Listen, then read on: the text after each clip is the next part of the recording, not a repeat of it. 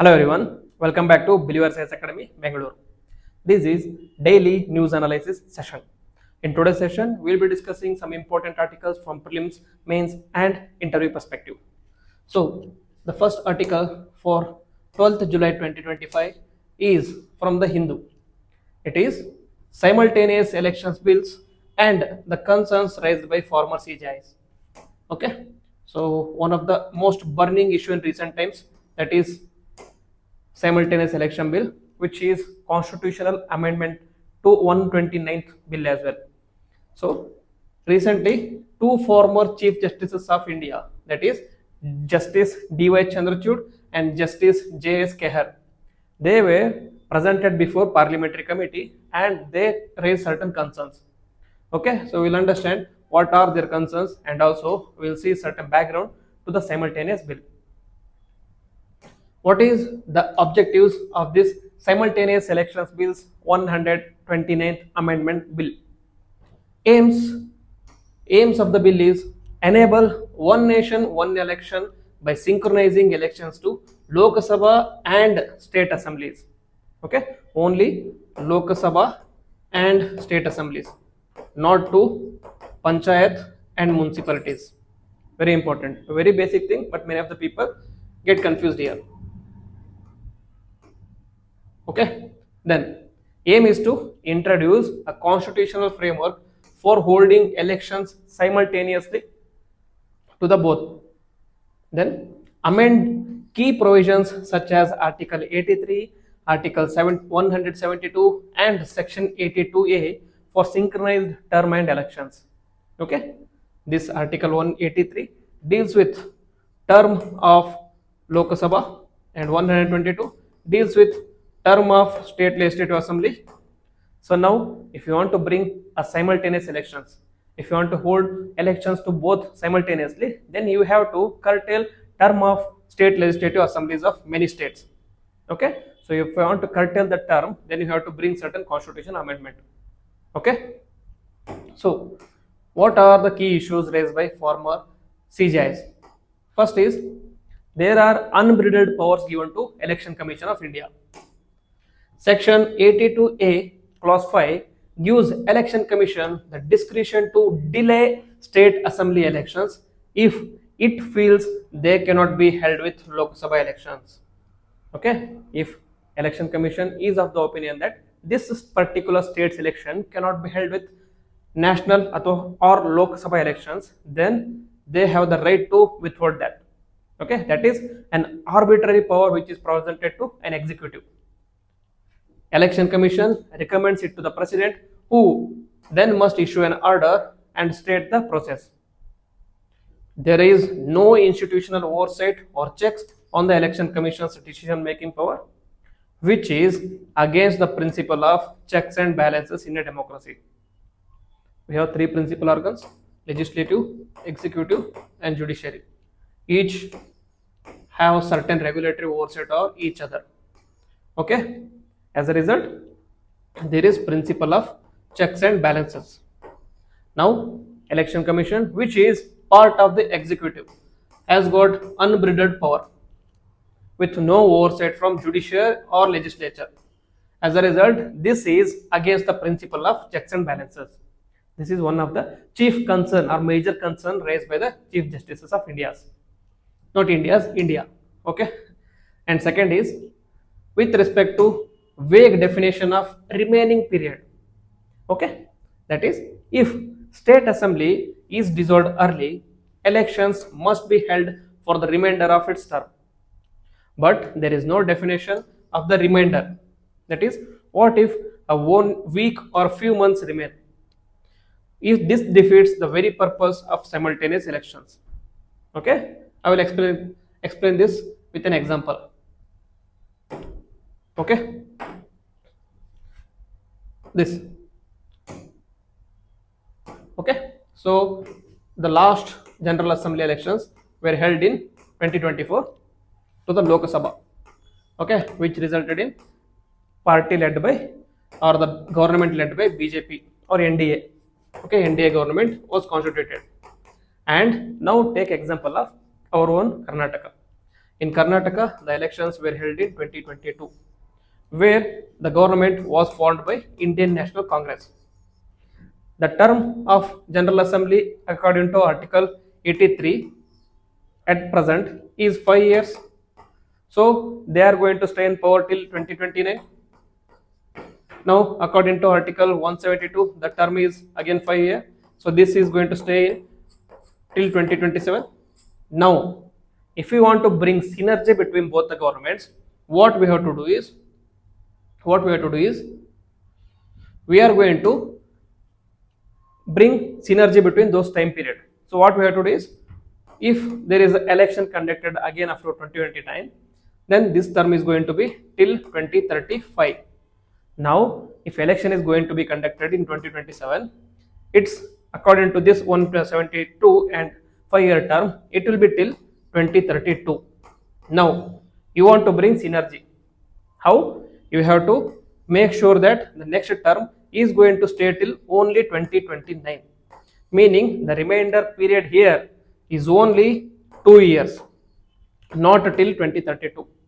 Okay? Get the point, right? The state election or the state assembly is going to remain in the period or in the term for only 2 years to match or synergize with the time period of the Lok Sabha General Assembly. Okay? Now, this is fine. Okay? You are going to bring simultaneous elections or synergy. As a result, the term is curtailed down to only 2 years. Now, what if there is another state, suppose Telangana, whose election was completed in 2020. Okay, by 24, by 2025 their term will be over, and the next 2021, okay, 2021, 2025 there will term 2026 their term will be over, and again when the election is held, their term will be till 2031. Then they have to be curtailed. The remainder period will be till 2029. The remainder period is only for 3 years. Now, if there is any state, for example, Andhra Pradesh, suppose consider the election happened to Andhra Pradesh in 2024 January, and the next elections will happen in 2029 January. Now, the Lok Sabha elections will be held in 2029 June. Okay, June. So, if the election is held in January, will the remaining period be only 4 months? Will the remaining period be only 4 months? That is the issue here. Or if any election which is held in 2029 February, suppose May, March, etc., will the remaining period be only 1 month? Will the state government only rule for 1 month? There is ambiguity over the period remainder term. So that has to be taken care of. Now, third is the role of Parliament or Council of Ministers. Justice Kehar suggested Parliament or the Union Cabinet must have a role of deciding whether assembly elections should be held separately or not. Okay, they should be overseeing the role of election commission. Okay, so there should be some sort of oversight on election commission. And however, observation of the Chief Justice of the India's Kehar and Chandrachud, they said that both agreed that the simultaneous election is not going to undermine or violate basic structure doctrine, especially the values of federalism, democracy, judicial review, separation of powers. They said that many of the people from the opposition argued that simultaneous election is against the principle of basic structure doctrine. They said that it is going to impact federalism structure of India. So it is against basic structure doctrine. However, the Chief Justice of India have held that it is not so. They are in line within basic structure doctrine and they can be held. However, care should be taken about various issues they have highlighted. So, panel response for the parliamentary committee headed by P.P. Chowdhury said that they are open to reform and they will be looking into improvements. So, what needs to be done? Obviously, one is define the remainder period of term and introduce an oversight mechanism on the election commission and limit discretionary powers to prevent misuse under political influence. Okay, very important and beautiful article. All the points are very important. So make note of important points.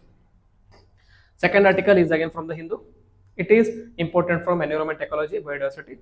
That is genetic analysis of Assam rhino horn samples initiated. The background is in September 2021, the Assam Forest Department destroyed over 2,500 rhino horns as part of their anti-poaching initiative and eliminated myths around rhino horns medicinal value. Okay, why do poachers kill rhinos? They kill rhinos in order to take the rhino horn, which is present on rhino. Okay, this is the rhino. This is the horn, which is purely made of hair. Some believe that this part has medicinal value, especially in Southeast Asia, Eastern Asia, and China. As a result, they kill the kill the rhino and take this for poaching. Okay, they take this for illegal trade. So the forest department decided, if we remove this horn by ourselves, what will they kill the rhinoceros for? So they decided that they provided certain injections to the rhinoceros and then removed the horns, and all the horns which were removed were burnt publicly, were destroyed publicly. However, certain samples were retained. Why the samples were retained? So that they can make genetic analysis. Now, what is the genetic analysis process?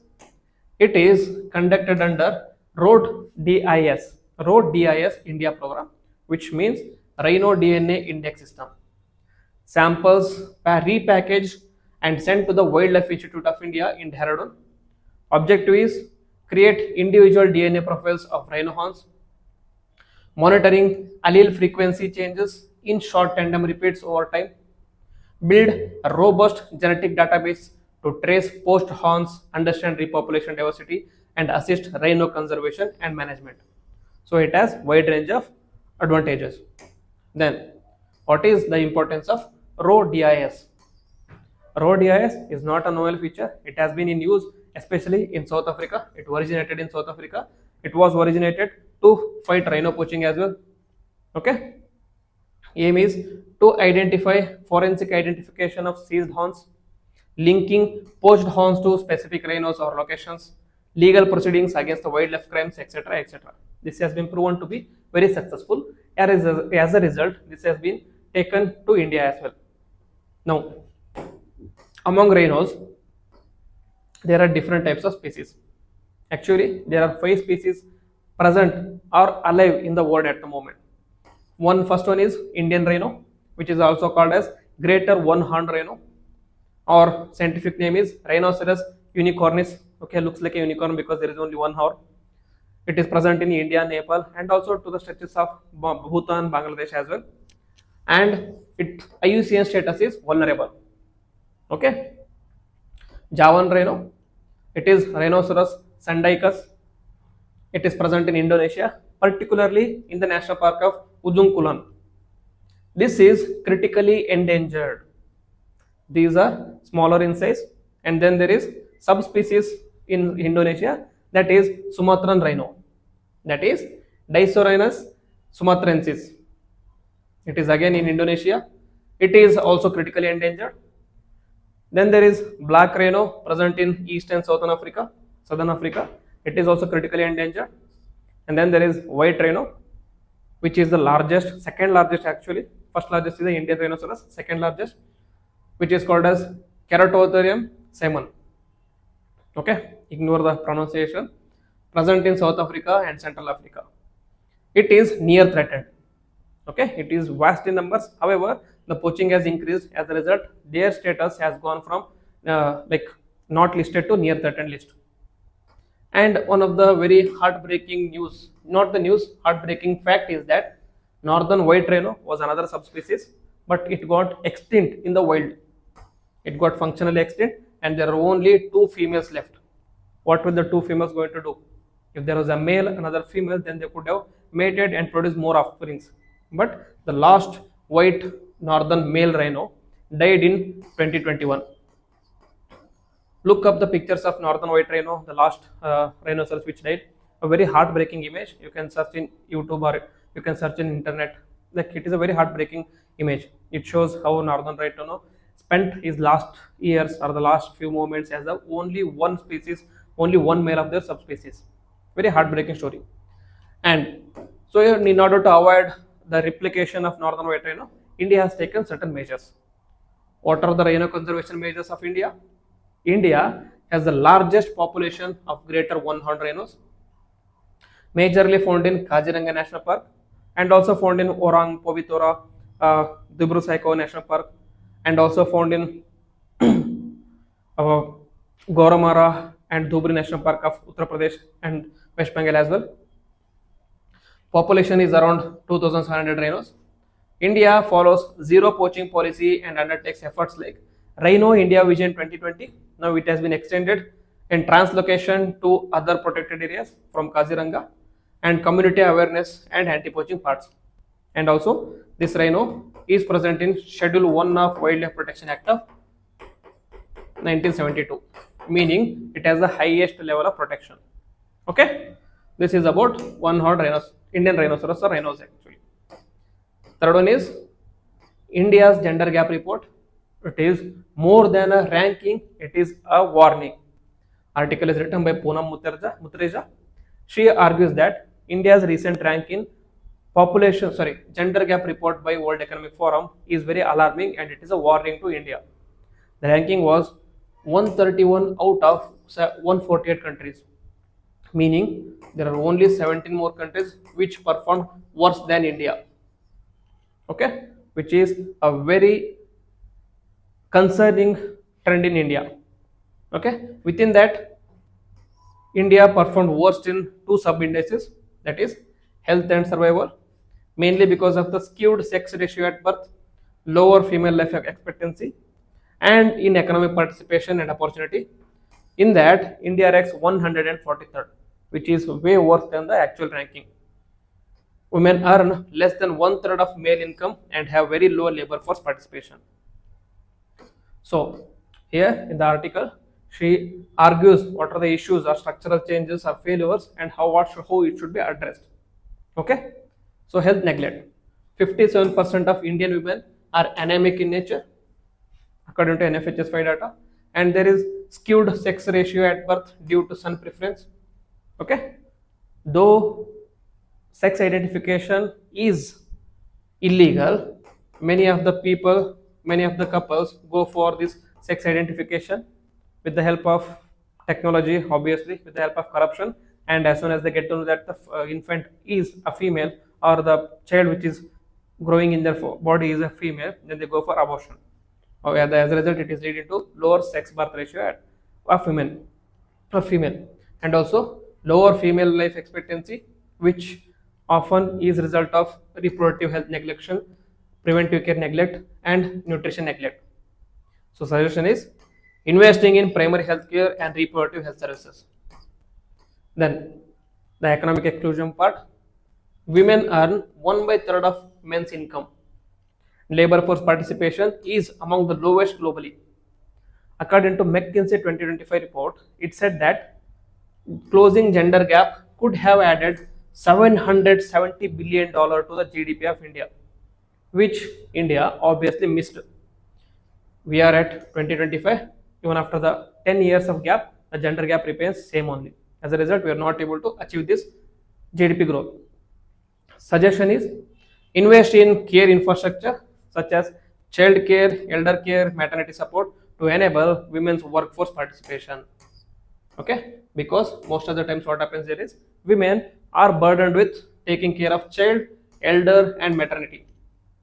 If this care is taken care by government or they are supported by the government, then they would be focusing more on participation in workforce as well. And third is unpaid and invisible labor. It is not that women are not contributing, they are contributing, but their contributions are neglected. Their contribution is considered as invisible. Why? Mainly because they are doing household works, they are doing care works. Okay, so Indian women perform 7x more unpaid work than men, which is according to Time Use Survey. This work remains unaccounted in national GDP and calculations and unfunded in policy. Okay, suggestion by the author is integrate care economy into the development plans. Gender budgeting and time user surveys should inform policies. Okay, then demographic warning. The warning what she was talking about is this: by 2050, senior citizens will form 20% of India's population, predominantly dominated by elderly women. With fertility already below the replacement level, workforce is going to shrink. Unless women are supported and empowered, dependency ratio will rise, affecting fiscal stability and growth. So the need is to empower women so that they do not become burden rather than resource. Okay. Suggestion is making gender equality central to demographic planning and growth strategies. This line was very important, so that is why I chosen this. That is, gender equality is no longer just a rights issue, it is a demographic and economic necessity. Okay. Now, fourth article, I will cover this in a current issue of the day, so we are going to skip this one. Now moving to, I will cover that in the hot topic of the day. Okay, that will be covered in the everyday topics. So now moving to the prelims pointers. First is enforcement case information report. What is this? ECIR. It sounds similar to FIR, but it is different altogether. ED registered ECIRs against 29 celebrities and influencers for promoting illegal betting apps. Okay. What is ECIR? It is a formal internal document of the Enforcement Directorate to initiate action under Prevention of Money Laundering Act of 2002. It marks the beginning of money laundering investigations, including search, seizure, arrest, and asset attachment. It is not defined in PMLA. As a result, it is not non-statutory, and it is very confidential document. Okay. So unlike FIR, ED is not legally bound to share the ECIR with the accused. Okay. What happens in police station? As soon as the FIR is filed against the accused has the right to demand the FIR copy. He is provided with a copy of FIR. Here there is no such legally bound criteria here. ECIR can be very confidential and cannot be issued to accused. So legal stand is, according to the Supreme Court, ECIR is not equals to FIR, so it is altogether different. As a result, you do not have legally bound to share the accused. Then cannot be quashed since it has no statutory existence, used only for departmental purposes. Okay. About Enforcement Directorate, it was established in 1956. Headquarters is in New Delhi. Mandate is enforcement of FEMA 1999, PMLA 2002, and FEOA, that is Fugitive Economic Offenders Act of 2018. Next is Agricultural Monitoring and Event Detection API. Okay, AMED API. It was launched by Google. What is AMED API? It is an AI-based open source API to monitor agriculture across India. A very significant step in promoting Indian agriculture productivity. So it offers field level insights on the type of crop season, field size, and historical data of past 3 years. Okay. As a result, it detects agricultural events and monitors crop activity. Its data is refreshed every 2 weeks, ensuring real-time monitoring. Uses satellite imagery plus AI for high accuracy and crop field data. Uses cases like where it can be used is, it enhances farm management and crop specific decisions such as soil, water, and climate. Helps in predicting harvest volumes, which crop should be harvested in what time, which crop should be harvested in what kind of soil. That will be given by artificial intelligence. Supports agri startups with reliable updated crop data.